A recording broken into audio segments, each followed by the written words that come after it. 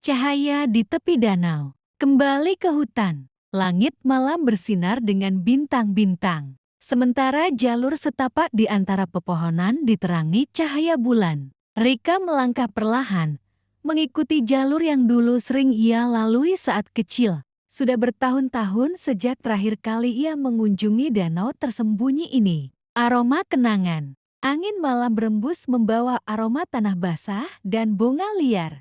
Hutan ini masih sama, penuh dengan kehidupan. Burung-burung malam bernyanyi, dan suara aliran air terdengar lembut dari kejauhan. Danau yang berkilau. Saat Rika melewati deretan pohon terakhir, ia akhirnya melihatnya danau itu. Airnya memantulkan cahaya bintang dan garis-garis meteor yang melintas di langit. Permukaannya seakan bertabur berlian, berkilauan indah. Jejak lama. Di tepi danau, Rika menemukan sebuah batu besar. Ia ingat, dulu ia dan kakaknya selalu duduk di sana, menunggu bintang jatuh. Ia menyentuh batu itu, merasakan permukaannya yang dingin, dan kenangan masa kecilnya kembali berputar dalam pikirannya. Bayangan masa lalu, seakan mendengar panggilan hatinya, ingatan tentang kakaknya, Yuto, muncul. Mereka sering berlari di jalan setapak ini, bertaruh siapa yang bisa sampai ke danau lebih dulu.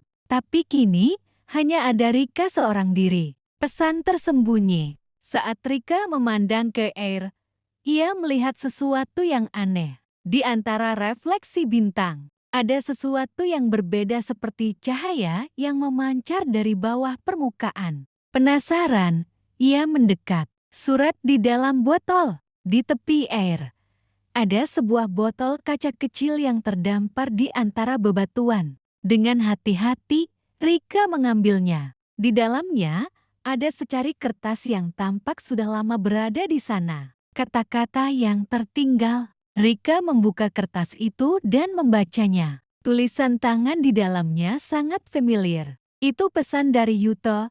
Jika kau membaca ini, berarti kau kembali. Aku selalu percaya kau akan datang lagi. Lihatlah bintang-bintang, dan kau akan tahu bahwa aku selalu bersamamu. Cahaya yang membimbing. Air mata menggenang di mata Rika.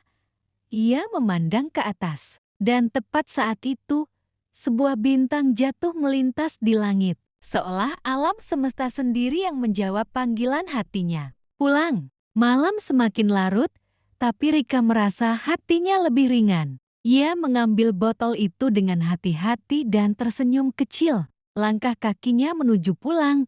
Tapi kali ini, ia tahu bahwa kenangan dan cinta tak pernah benar-benar pergi. Kembali ke desa, Aika melangkah perlahan di jalan tanah berbatu. Diiringi seekor kucing berbulu oranye yang mengikutinya dengan lincah. Angin musim semi bertiup lembut, menggoyangkan bunga liar yang tumbuh di sepanjang pagar kayu tua. Ia memandang rumah-rumah kecil dengan atap miring yang tampak hangat dan akrab. Sudah lama ia tidak kembali ke desa ini. Setelah bertahun-tahun tinggal di kota besar, akhirnya ia kembali ke tempat yang dulu ia sebut rumah. Udara di sini masih sejuk seperti dulu. Suara burung berkicau masih menyambut pagi, dan aroma tanah yang lembab mengingatkannya pada masa kecilnya yang penuh keceriaan. Kau pasti masih ingat jalan ini, kan? Tama, tanyanya pada kucing yang berjalan di sampingnya. Tama mengang pelan, seakan mengerti. Di depan rumah kayu kecil yang sudah mulai dimakan usia, Aika berhenti. Jendela masih sama. Pagar masih berdiri meski sedikit miring. Ia menghela napas dalam. Aku pulang, gumamnya. Dan untuk pertama kalinya setelah bertahun-tahun, tempat ini terasa benar-benar seperti rumah. Lembah cahaya yang terlupakan. Di tengah lembah hijau yang terlupakan oleh waktu, seorang pemuda bernama Ray berbaring di padang bunga liar, membiarkan angin sepoi-sepoi menyentuh wajahnya. Ia menatap langit, membiarkan pikirannya melayang di antara desir dedaunan dan gemericik air sungai di dekatnya. Ray telah lama mencari tempat ini. Konon, lembah ini hanya muncul bagi mereka yang benar-benar tersesat bukan di jalan, tetapi di dalam hati mereka sendiri. Setelah bertahun-tahun mencari jawaban atas kehidupan yang terasa kosong, kakinya membawanya ke sini, ke tempat di mana cahaya jatuh dari celah pepohonan, seperti bisikan lembut dari dunia yang berbeda. Ketika ia menutup matanya, bayangan seorang gadis dengan rambut panjang terurai muncul dalam ingatannya. Senyum lembutnya seperti bunga yang mekar di musim semi, dan suaranya masih bergema di hati Rai. "Jangan takut untuk berhenti sejenak," katanya dulu. Kadang-kadang, jawaban ada dalam keheningan. Di lembah ini, Rai akhirnya mengerti. Ia tak perlu terus mencari sesuatu yang tak pasti. Terkadang, cukup dengan berdiam diri dan menikmati dunia di sekitarnya. Sebuah kelopak bunga jatuh di dadanya, seolah alam pun mengerti. Ia tersenyum untuk pertama kalinya setelah sekian lama. Lembah ini bukan sekadar tempat. Ia adalah rumah bagi mereka yang butuh waktu untuk menemukan diri sendiri. Di sebuah desa kecil yang dikelilingi oleh padang bunga yang luas, hiduplah seorang gadis bernama Liora. Ia memiliki rambut hitam panjang yang menari bersama angin, dan senyum yang seteduh langit musim semi. Liora adalah gadis yang lembut dan penuh kasih sayang. Setiap pagi, ia berjalan melewati padang bunga dengan keranjang kecilnya, mengumpulkan bunga liar untuk dibawa pulang ke rumah neneknya. Di desa itu juga ada seorang pemuda bernama Erian. Ia adalah seorang pengelana yang datang dari negeri jauh. Suatu hari, dalam perjalanannya melewati padang bunga, ia melihat Liora sedang berdiri di tengah padang, dikelilingi oleh kelopak-kelopak bunga yang berterbangan. Angin meniup topi jeraminya, dan Erian dengan sigap menangkapnya sebelum terbawa terlalu jauh. Liora menatap pemuda itu dengan rasa ingin tahu, sementara Erian tersenyum seraya mengulurkan topinya. "Topimu tertiup angin, Nona. Kuharap angin tidak membawanya terlalu jauh." Liora menerima topinya sambil tertawa kecil. "Terima kasih, angin di sini memang suka bermain-main dengan siapa saja." Dari pertemuan sederhana itu, tumbuhlah benih persahabatan antara mereka. Hari demi hari, mereka sering bertemu di padang bunga, berbagi cerita tentang dunia di luar desa dan keindahan yang belum pernah Liora lihat sebelumnya. Erian mengajarinya tentang bintang-bintang di langit malam, sementara Liora mengajarinya cara merangkai bunga menjadi mahkota indah. Namun, Erian adalah seorang pengelana. Ia tidak bisa tinggal di satu tempat terlalu lama. Pada suatu sore yang cerah, di tengah padang yang dipenuhi burung-burung putih yang berterbangan, Erian berdiri dengan bukit bunga liar di tangannya. "Liora, aku harus melanjutkan perjalananku. Dunia masih luas dan aku harus menjelajahinya." Liora menunduk, hatinya berat. Namun, ia tersenyum dan berkata, "Jika suatu hari kau lelah mengembara, padang bunga ini akan selalu menunggumu. Aku akan selalu merangkai bunga untuk menyambutmu kembali." Erian mengangguk, lalu pergi dengan langkah ringan. Namun hatinya dipenuhi kenangan tentang gadis yang seperti musim semi itu. Dan di padang bunga yang luas itu, Liora tetap menunggu, dengan harapan bahwa suatu hari, angin akan membawa Erian kembali padanya.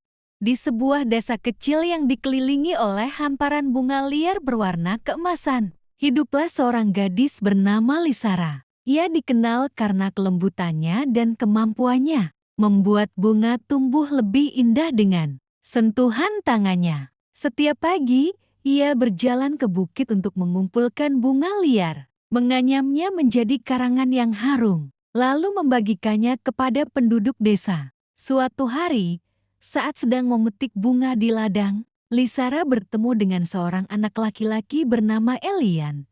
Wajahnya bersih, namun pakaiannya tampak lusuh dan kakinya telanjang. Ia memandang Lisara dengan mata penuh harap. "Apa kau lapar?" tanya Lisara lembut. Anak laki-laki itu mengangguk tanpa ragu. Lisara merogoh kantung kecilnya dan memberikan roti yang ia bawa dari rumah. Elian menerimanya dengan senyum cerah. Sejak saat itu, mereka menjadi sahabat. Setiap sore, Elian menunggu Lisara di bukit, membantu mengumpulkan bunga, dan mendengarkan kisah-kisah indah yang diceritakannya. Namun, suatu hari, Elian tak lagi muncul di bukit. Lisara mencarinya ke seluruh desa, tapi tak ada yang mengenalnya. Seolah-olah ia hanyalah bayangan angin. Dengan hati penuh penasaran, Lisara kembali ke tempat pertama kali mereka bertemu. Di sana, ia menemukan bunga matahari raksasa tumbuh dengan megah. Bunganya menghadap ke arah matahari, dan kelopaknya bersinar seperti emas. Lisara tersenyum dan berbisik, "Elian, kau tetap di sini, bukan?" Sejak hari itu, bunga matahari di bukit menjadi lambang persahabatan yang abadi. Setiap kali angin berbisik di antara kelopaknya, Lisara tahu bahwa Elian masih ada di sana, menjaga dan menemani langkahnya. Bunga abadi di lembah awan. Di sebuah kerajaan tersembunyi di antara lembah-lembah berselimut awan, hiduplah seorang gadis bernama Lirien. Ia adalah anak seorang perajin kain sutra yang terkenal akan tenunan lembutnya, seindah kabut pagi yang menari di antara pegunungan. Suatu hari, ketika sedang memetik bunga liar untuk mewarnai kain tenunan ibunya, Lirien menemukan sebuah bunga yang berbeda dari yang lain. Kelopaknya bersinar lembut seperti cahaya bulan, dan wanginya begitu menenangkan. Tanpa ragu, ia memetik bunga itu dan membawanya pulang. Namun, keesokan paginya, bunga itu tetap segar seperti baru dipetik. Hari berlalu, minggu berganti, tetapi bunga itu tidak pernah layu. Keajaiban ini menarik perhatian para tetua desa yang mengenali bunga tersebut sebagai bunga abadi, simbol keberkahan dari para dewa. Mereka memperingatkan Lirien untuk mengembalikan bunga itu ke tempat asalnya, karena konon siapapun yang mencoba memilikinya akan menghadapi takdir yang tak terduga. Meskipun merasa berat, Lirien memutuskan untuk mengembalikan bunga itu ke lembah tempat ia menemukannya. Saat tiba di sana, ia bertemu dengan seorang pemuda misterius bernama Alvar. Ia mengaku sebagai penjaga lembah dan berkata bahwa bunga itu adalah bagian dari roh alam yang menjaga keseimbangan kerajaan tersembunyi mereka. Karena ketulusan dan keberanian Lirien, Alvar menawarkan sebuah hadiah. Ia mengizinkannya mengambil satu benang emas dari batang bunga abadi. Benang itu, jika ditenun, akan menghasilkan kain yang tidak hanya indah, tetapi juga memiliki kehangatan seperti pelukan seorang ibu dan kesejukan seperti embun pagi. Lirien pun membawa pulang benang emas itu dan menenun kain terindah yang pernah ada. Kain itu membuat kerajaan mereka semakin makmur, dan setiap orang yang mengenakannya merasakan kedamaian dalam hati mereka. Namun, bukan kain itu yang menjadi warisan terbesar Lirien, melainkan kisahnya tentang seorang gadis yang mengerti bahwa keindahan sejati bukanlah untuk dimiliki, melainkan untuk dijaga dan dibagikan kepada dunia. Sejak saat itu, setiap kali kabut menari di lembah, orang-orang percaya bahwa itu adalah tanda bahwa bunga abadi masih tetap tumbuh, melindungi mereka dengan kelembutan cahaya bulan. Tamat. Bunga cahaya di Taman Putri Meihua. Di sebuah negeri yang diliputi cahaya matahari keemasan, hiduplah seorang putri bernama Meihua. Ia adalah seorang gadis yang terkenal akan kecantikannya, tetapi lebih dari itu, hatinya selembut kelopak bunga. Meihua sangat menyukai taman istana yang dipenuhi bunga-bunga yang bermekaran dengan warna cerah. Setiap pagi, ia akan berjalan di antara tanaman-tanaman yang ia rawat sendiri, menyapa burung-burung kecil yang hinggap di ranting, dan berbincang dengan para dayang yang menemaninya. Suatu hari, saat Meihua sedang memetik bunga untuk dirangkai menjadi hiasan di istana, seekor burung merah kecil terbang mendekatinya. Burung itu mengepakkan sayapnya dengan anggun, membawa secarik kain sutra emas di cakarnya. Meihua mengulurkan tangannya, dan burung itu dengan lembut meletakkan kain tersebut di telapak tangannya. "Apa ini?" tanya Meihua dalam hati. Saat ia membuka kain tersebut, tampaklah tulisan yang berkilaan. Seperti sinar matahari, bunga cahaya hanya akan bermekar di tangan hati yang paling tulus. Meiwa mengerutkan keningnya. Ia belum pernah mendengar tentang bunga semacam itu. Dengan penuh rasa ingin tahu, ia bertanya kepada dayang-dayangnya. Tetapi tak seorang pun tahu tentang keberadaan bunga itu. Meiwa tidak menyerah. Ia pergi ke penjaga taman istana. Seorang lelaki tua bijaksana bernama Bai Wen mendengar pertanyaan Meiwa. Bai Wen tersenyum dan berkata, bunga cahaya hanya tumbuh di tempat di mana cinta dan ketulusan bersemayam. Putri, jika engkau benar-benar ingin menemukannya, engkau harus mengikuti suara hatimu. Malam itu, Meiwa duduk di beranda taman, memandang ke arah bintang-bintang. Ia berpikir tentang semua kebaikan yang telah ia lakukan merawat bunga, membantu dayang-dayangnya, serta menyebarkan kebahagiaan kepada semua orang di istana. Ia sadar bahwa hatinya dipenuhi kasih sayang, dan saat itulah keajaiban terjadi. Di tengah taman, sinar keemasan mulai menyala perlahan. Dari antara semak-semak mawar, muncullah sekuntum bunga yang memancarkan cahaya lembut. Meiwa terkesima. Ia mendekat, lalu menyentuh kelopak bunga tersebut dengan penuh kelembutan. Seketika, taman di sekelilingnya pun bersinar dengan warna-warni cahaya, seolah-olah langit dan bumi sedang merayakan kehadiran bunga itu. Sejak hari itu, Taman Meiwa menjadi lebih indah dari sebelumnya. Orang-orang datang dari berbagai penjuru negeri untuk melihat keajaiban bunga cahaya. Namun hanya mereka yang memiliki hati tulus yang dapat melihatnya bersinar. Dan Putri Meiwa, dengan senyum lembutnya, terus merawat taman itu dengan penuh kasih sayang, memastikan bahwa cahaya kebaikan selalu berpandar di dunia. Tamat. Putri Ladang Bunga dan Layang-Layang Emas. Di sebuah desa kecil yang dikelilingi ladang bunga kuning yang luas, hiduplah seorang gadis bernama Mei Ling. Setiap pagi, ia berjalan di antara hamparan bunga dengan keranjang di punggungnya, mengumpulkan bunga-bunga terbaik untuk dijual di pasar. Mei Ling bukan gadis biasa konon. Ia adalah titisan roh bunga yang lahir dari kelopak yang jatuh ke sungai suci. Desa itu terkenal dengan festival tahunan di mana penduduk menerbangkan layang-layang berbentuk burung, naga, dan kupu-kupu untuk menghormati angin musim semi. Dikatakan bahwa siapapun yang layang-layangnya terbang paling tinggi akan diberkati dengan keberuntungan sepanjang tahun. Suatu hari, saat festival hampir tiba, seorang pemuda asing datang ke desa. Ia mengenakan jubah putih, sederhana dan membawa gulungan benang emas yang berkilauan di bawah sinar matahari. Pemuda itu bernama Jian, seorang pengembara yang mencari rahasia angin.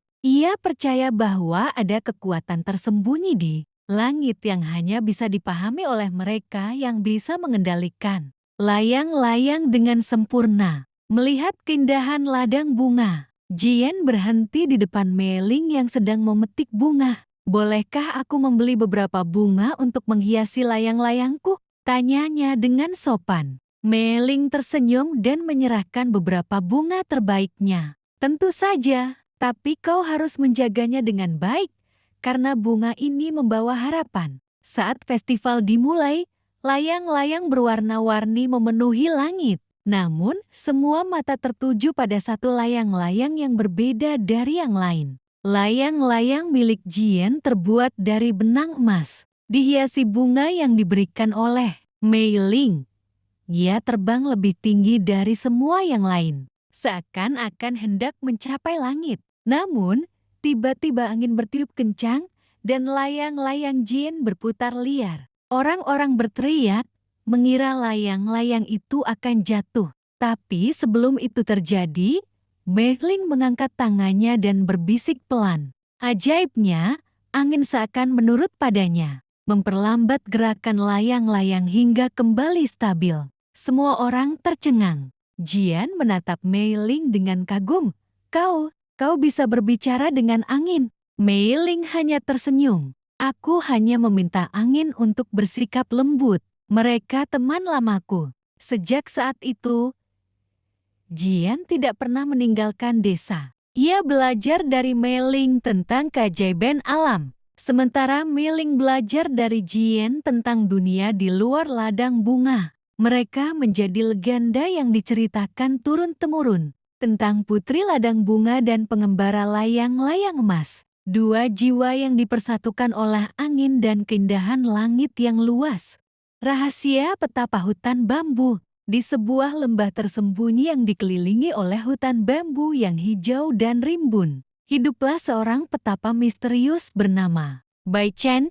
Ia tinggal sendirian di sebuah pavilion kayu yang telah lama ditinggalkan oleh para penghuni sebelumnya. Pakaiannya serba putih dan rambut hitam panjangnya mengalir lembut seperti sungai yang tenang. Setiap pagi, ia duduk di ambang jendela, menghirup aroma dedaunan, mendengarkan suara burung, dan merasakan belayan angin yang membawa kedamaian. Namun, Bai Chen bukanlah petapa biasa. Konon, ia adalah seorang pendekar hebat yang menghilang dari dunia setelah sebuah peristiwa tragis menimpa keluarganya. Sejak saat itu, ia meninggalkan kehidupan duniawi dan memilih jalan sunyi untuk mencari makna sejati dari keberadaan dirinya. Suatu hari, saat matahari mulai condong ke barat, seorang gadis muda bernama Mei Ling tersesat di hutan bambu. Ia adalah seorang putri dari kerajaan tetangga yang kabur dari istana untuk menghindari pernikahan politik yang tidak diinginkannya. Pakaiannya robek terkena duri, kakinya penuh luka akibat perjalanan panjang tanpa arah. Dengan langkah tertatih-tatih, ia tiba di pavilion tempat Bai Chen tinggal. Melihat gadis itu, Bai Chen hanya menatap dengan tenang, tanpa berkata sepatah kata pun. Ia membawa air dalam mangkuk kayu dan menyerahkannya pada Mei Ling. Gadis itu menerima dengan tangan gemetar dan segera meminumnya. Setelah beberapa saat, ia memberanikan diri bertanya, "Siapakah engkau, Tuan? Dan mengapa tinggal sendirian di tempat seperti ini?" Bai Chen tersenyum samar. "Aku hanyalah seorang pria yang mencari kedamaian," jawabnya singkat. Mei Ling tinggal di pavilion itu selama beberapa hari, memulihkan tenaga dan luka-lukanya. Selama itu, ia belajar banyak dari Bai Chen tentang kesabaran, tentang mendengarkan alam, dan tentang menemukan kekuatan dalam keheningan. Gadis itu yang sebelumnya penuh amarah dan pemberontakan, mulai merasakan ketenangan yang belum pernah ia alami sebelumnya. Namun, takdir tidak membiarkan kedamaian itu bertahan lama. Pasukan dari istana datang mencarinya, membawa pedang dan perintah dari raja untuk membawanya kembali. Mei Ling menatap Bai Chen dengan kebingungan, antara ingin melarikan diri atau menghadapi takdirnya. "Jangan takut menghadapi kehidupanmu sendiri, Mei Ling," kata Bai Chen dengan lembut. "Kadang, keberanian terbesar bukanlah melarikan diri, tetapi berdiri tegak menghadapi apa yang telah digariskan." Dengan hati berat, Mei Ling akhirnya memutuskan untuk kembali ke istana. Namun, ia kembali sebagai seseorang yang berbeda, lebih bijaksana, lebih kuat, dan lebih siap menghadapi apapun yang menantinya. Sebelum pergi, ia menoleh sekali lagi ke arah Bai Chen yang masih duduk di tempatnya, dikelilingi oleh angin dan ketenangan. Konon, setelah peristiwa itu, Mei Ling menjadi seorang pemimpin yang dihormati. Dan setiap kali bulan purnama muncul, ia akan berdiri di jendela istananya, menatap ke arah hutan bambu, mengingat pria bijak yang pernah mengubah hidupnya selamanya. Gadis penjaga bulan. Di sebuah kerajaan kuno yang tersembunyi di lembah pegunungan, hiduplah seorang gadis bernama Lian Hua. Ia dikenal sebagai penjaga bulan karena setiap malam, ia akan berdiri di jendela istananya, menatap bulan dengan penuh harapan. Pakaian sutranya yang dihiasi benang emas berkibar lembut tertiup angin malam. Sementara rambut hitamnya yang panjang bersinar di bawah cahaya bulan. Lian Hua bukan gadis biasa. Ia adalah putri dari seorang kaisar yang telah lama menghilang. Konon, Sang kaisar pernah melakukan perjalanan ke dunia para dewa dan belum pernah kembali. Setiap malam, Lianhua menunggu dengan sabar, berharap suatu hari ia akan melihat tanda-tanda ayahnya dari cahaya bulan. Suatu malam, saat angin musim gugur berhembus lembut, Lianhua melihat sesuatu yang aneh di langit. Cahaya bulan tampak redup, seolah sesuatu menutupi sinarnya. Tiba-tiba, dari kejauhan, seekor burung phoenix berwarna emas terbang mendekatinya.